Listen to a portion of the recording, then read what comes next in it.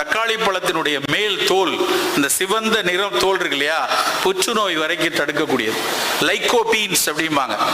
ஏன் மாப்பிள்ளை சம்பா அரிசி சிறப்புன்னு சொல்றோம்னா, அந்த அரிசி கார்போஹைட்ரேட் நிறைய உள்ளதான், 70% கார்போஹைட்ரேட் தான். ஆனா அந்த மேல இருக்கிற சிகப்பு தொலி, அந்த சிவந்த நிறம், சிவந்த உமி, அதுல யாருமே கொடுக்க முடியாத லைகோபீனை ஆண்டவன் இயற்கை நமக்கு கொடுத்துருக்கு.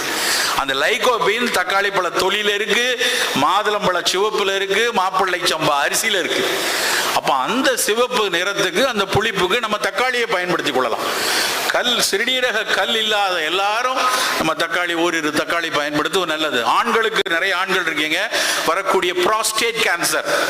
அந்த ப்ராஸ்டேட் கேன்சரினுடைய பிரச்சனை என்னன்னா, ஒரு காலத்துல நாங்க படிக்கிற காலத்துல திரும்ப திரும்ப எங்களுக்கு சொல்லி கொடுத்துருக்காங்க, prostate cancer will come only for the westerners, இந்தியாவில் யாருக்கும் வராது, அப்படிதான் படிச்சோம். ஆனா இன்னைக்கு நிலைமை என்னன்னா, 50-55 வயசுல ராத்திரியில